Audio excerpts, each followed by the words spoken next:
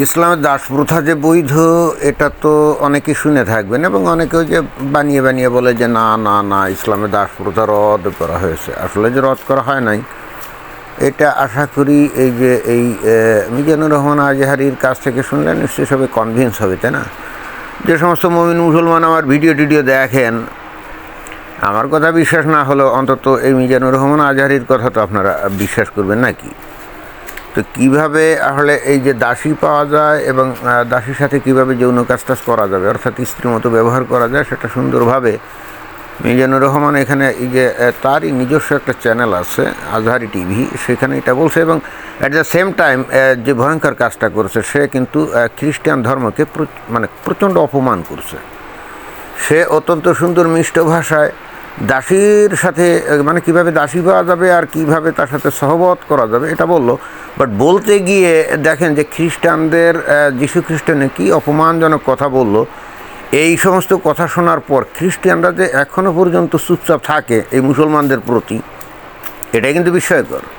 এর একটা অন্যতম কারণ হলো খ্রিস্টানরা তো বস্তুত পশ্চিমা দেশে বেশি বাস করে, তো ওরা আসলে তো ধর্ম সম্পর্কে প্রচণ্ড উদাসীন। এবং উদাসীন হওয়ার কারণ হচ্ছে কি, যীশু খ্রিস্টকে নিয়ে কে কী অপমানজনক কী বললো না বললো, এগুলো আসলে বস্তুত তারা কেয়ার করে না। তো যাই হোক, আমরা ওই মিজানুর রহমান আজহারির কাছ থেকে আমরা ওই দাসী কীভাবে পাওয়া যায় এ ব্যাপারে আমাদের একটু ভালো করে শুনতেও হবে, কারণ আমাদেরও তো লাগবে নাকি। যে যত ওই সাধুখানা দেখান না কেন, দাসী পাইলে সবাই দেখবেন যে তার পিছনে দৌড়াইবেন। এটা আমি কি ভালো মতোই জানি। তো ঠিক আছে, আমরা আজহারির কাছ থেকে শুনি। ইহুদি খ্রিস্টান পুরুষরা যখন যুদ্ধে নিহত হবে, তাদের বিশাল সংখ্যক নারীরা কিন্তু তখন থেকে যাবে। হ্যাঁ, যখন হেরে যাবে তখন ইহুদি আর খ্রিস্টানদের বিশাল সংখ্যক নারী রয়ে যাবে। হ্যাঁ, তো এখন সেই নারীগুলাকে কী করতে হবে?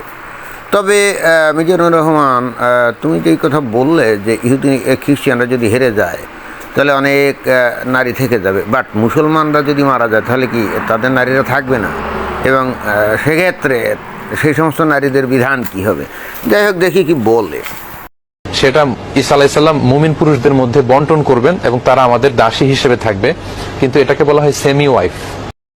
তার মানে মুসলমানদের সাথে যুদ্ধে যখন ইহুদি খ্রিস্টানরা হেরে যাবে, তাদের অনেকগুলো নারী থাকবে, এগুলো কিন্তু দাসী হিসাবে ওই মুসলমানরা পাবে, তাই না?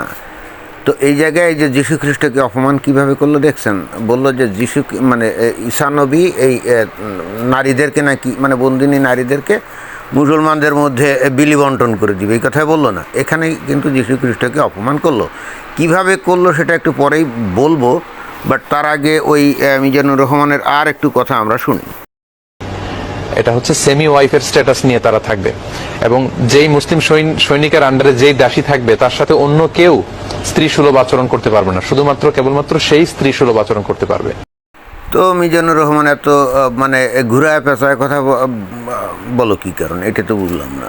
স্ত্রী সুলভ আচরণ করতে পারবে না বলে সোজা কথা তো বললেই পারতে যে ওই সেই দাসীর সাথে সে যৌন সহবাস করতে পারবে, তাই না? খোলাসা করে বলতে কি লজ্জা লাগে নাকি? এইভাবে বললে ওই তোমার অনুসারী যারা আছে তারা তখন ইসলাম সম্পর্কে বিরূপ ধারণা করবে। দেখছেন, এই লোকটা ভীষণ চালাক এবং ভীষণ শেয়ানা। স্ত্রী সুলভ আচরণ করতে পারবে, এটার মানেটা কি? ডাইরেক্টলি বলবে না যে ওই দাসীর সাথে সে যৌন সঙ্গম করতে পারবে, তাই না? এবং এইখানে এই যে জিনিসটা আমি বলতে চাচ্ছি সেটা হলো এই যে এখানে ওই যীশু খ্রিস্টকে অপমান করেছে কী করে জানেন? এইখানে বস্তুত এই মিজানুর রহমান আজহারি ওই মানে ইসলামে তো বিশ্বাস করে যে যীশু খ্রিস্ট নাকি আরও একবার এই দুনিয়াতে অবতরণ করবে, যেটাকে নাকি বলা হয় যে second coming of Jesus Christ. তো তখন এসে যীশু খ্রিস্ট নাকি এই যে মুসলমানদের খলিফা হবে এবং সে এই দুনিয়াতে যত ইহুদি নাসারা খ্রিস্টান আছে, অমুসলিম আছে, তাদের বিরুদ্ধে যুদ্ধ করবে এবং তাদেরকে হত্যা করবে। এবং তখন তাদের নারীগুলাকে এই যীশু খ্রিস্ট কী করবে, অর্থাৎ যাকে নাকি মুসলমানরা বলে ঈসা নবী, তো উনি কী করবেন, উনি ওই নারীগুলাকে নাকি মুসলমানদের মধ্যে বন্টন করে দিবেন। তো এইটা হলো যীশু খ্রিস্টকে ভয়ঙ্কর রকম অপমান করা, এবং এটা ব্লাসফেমাস পর্যায়ে পড়ে। কিন্তু কীরকম দেখেন যে খ্রিস্টানরা যীশু খ্রিস্টকে কিন্তু ঈশ্বরের অবতার মনে করে, অর্থাৎ ঈশ্বরের মানব রূপ মনে করে, যে পৃথিবীতে মানে যীশু খ্রিস্ট অবতরণ করছিল ওই ঈশ্বর মানবরূপে আসছিল। এবং এই হেতু তারা তাকে ওই ঈশ্বরের পুত্র বলে ডাকে। এখন যাকে নাকি এবং পুত্র বলে ডাকে, এবং এই কারণে কিন্তু এই যে খ্রিস্টানরা কিন্তু যিশুর ইবাদত বন্দেগী করে। ওদের এই যে গির্জায় যাবেন বা ওদের গসপেল যদি আপনারা পড়েন, বা তাদের যে আছে, তাদের যে প্রিস্ট আছে, বা তাদের যে ধর্ম প্রচারক আছে আর কি, হ্যাঁ, ফাদার টাদার যেগুলা, তো এদের সাথে আলাপ করলে আপনারা দেখবেন যে তারা কিন্তু যিশুকে পূজা করে বা ইবাদত করে। কী কারণে? কারণ হচ্ছে তারা এই যিশুকে যেহেতু ঈশ্বরের মানব রূপে গণ্য করে, তাহলে ঈশ্বরকে যদি ইবাদত করতে হয় তো যিশুকে করলেই তো হয়, কারণ he is nothing but the embodiment of Almighty god, right? এখন অপমানটা কীভাবে করলো এই যে এই মিজানুর রহমান আজহারি, বা ইসলাম অনুযায়ী, সে আসলে নিজে তো আর বলে নাই বানিয়ে, যেটা নাকি ইসলামের পরিভাষায়, অর্থাৎ ইসলামই বস্তুত যীশু খ্রিস্টকে কীভাবে অপমান করছে দেখেন। খ্রিস্টানরা এই পৃথিবীতে সবচাইতে বেশি সংখ্যক, তাই না? প্রায় কত 240-45 কোটি তো হবেই, আর মুসলমানরা হলো 200 কোটি। তার মানে খ্রিস্টানরা এখনও পৃথিবীতে বেশি।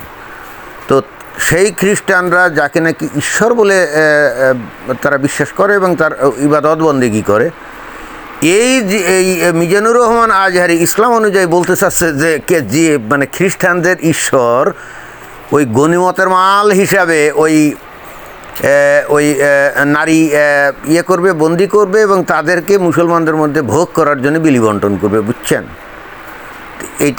এটা কি যীশু খ্রিস্টকে ভয়ঙ্কর অপমান করা হলো না? আপনারা কি মনে করেন? তো এই যে কথাগুলো এখানে বললো, তাই না, এইগুলো তো আর মানুষ অত গভীরভাবে চিন্তা করে না। আর খ্রিস্টানরা হচ্ছে পশ্চিমা দেশে যেহেতু তারা অধিকাংশ বসবাস করে, তারা তো ধর্ম সম্পর্কে অনেকটাই উদাসীন।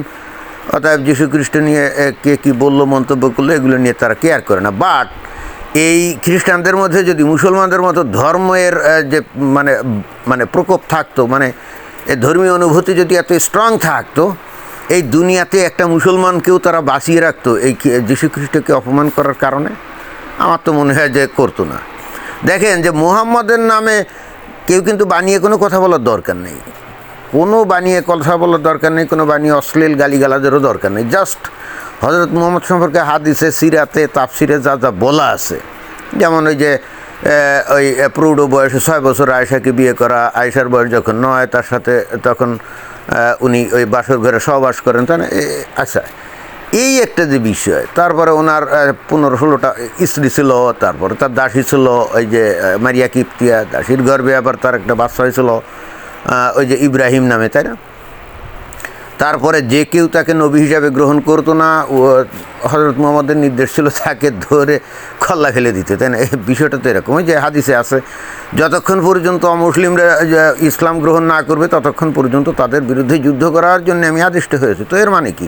যুদ্ধ করার জন্য আদিষ্ট হওয়া মানে কি কল্লা ফেলে দেওয়া না? বিষয়টা তো তাই। তো এখন চিন্তা করে দেখেন যে এই বিষয়গুলো তো কোরআন, হাদিস, সিরাত, তাফসির সব জায়গায় আছে। এইগুলাও যদি অমুসলিমরা কেউ উচ্চারণ করে, তাতেই কিন্তু মুসলমানদের ইমানে ভয়ঙ্কর আঘাত লাগে, ধর্মীয় অনুভূতিতে ভয়ঙ্কর আঘাত লাগে। তারা কিন্তু চাপাতি নিয়ে তারা কিন্তু কোফাতে চলে আসে, অদ্ভুত ব্যাপার হচ্ছে এইগুলো কিন্তু তাদের দলিলেই আছে, কিন্তু তারা সেটা মানতে রাজি না। অর্থাৎ তারা, আচ্ছা, কোরআন এবং হাদিসে যা আছে সেটা যদি কেউ বিশ্বাস না করে, তাহলে সে কি আর মুসলমান থাকে? চিন্তা করে দেখেন, যে জিনিসটা কোরআন আর হাদিস বা সিরাতে আছে, তাফসিরে আছে, সেইটা বললে তারা বিশ্বাস করে না, এবং সেটা মনে করে যে নবীকে অবমাননা করা হচ্ছে। তার মানে তখন সে কিন্তু আর মুসলমানও থাকে না, এবং মুসলমান না থেকেই এবার ইসলামী জোশে সে কিন্তু সাফাতি নিয়ে পড়ে, তাই না? তো এখন দেখেন যে যীশু খ্রিস্ট সম্পর্কে এই ধরনের আজে বাজে মন্তব্য করার কোনো সুযোগ আছে? ওই যে গসপেলে যিশুর জীবনী আছে, তাই না? যিশু তো বিয়ে করে নাই, কোনো নারী সংসর্গ করে নাই, তারপরে কাউকে বলেও নাই যে আমার যদি কেউ ত্রাতা হিসেবে না মানে তার কল্লা ফেলে দাও, এ ধরনের কোনো বাণী টানি কিছু কি দিয়েছে? না। যিশু আরও বলছে যে ক্ষমা হলো মানে ক্ষমা হলো সবচাইতে বড় গুণ, এবং ক্ষমার মাধ্যমেই মানুষের ভালোবাসা পাওয়া যায়। এবং যীশু খ্রিস্টের শিক্ষা কি? এক গালে কেউ যদি চড় দেয় তো অন্য গাল পেতে দাও, তাই না? এই হলো যিশুর শিক্ষা, তাই না? এখন এই যিশু সম্পর্কে তো আসলে কোনো আজে বাজে কোনো মন্তব্য করা যায় না, অশ্লীল কোনো মন্তব্য করা যায় না। আপনি এমনি যদি কেউ করে, তারপরেও আজে বাজে কথা অনেক ক্ষেত্রে বলে না যে যিশুর মানে পিতা ছাড়া তার জন্ম, অতএব তাকে অনেক ক্ষেত্রে ওই যে জারজ টারজ বলে, কিন্তু তাতেও কিন্তু খ্রিস্টানরা মাইন্ড করে না, অন্তত চাপেতে নিয়ে পড়ে না। অথচ চিন্তা করে দেখেন, এই হজরত মুহাম্মদ সম্পর্কে কোরআন হাদিস তাফসিরে যা কিছু লেখা আছে শুধু সেটা বললেই মুসলমানরা ওই চাপাতে নিয়ে পড়ে।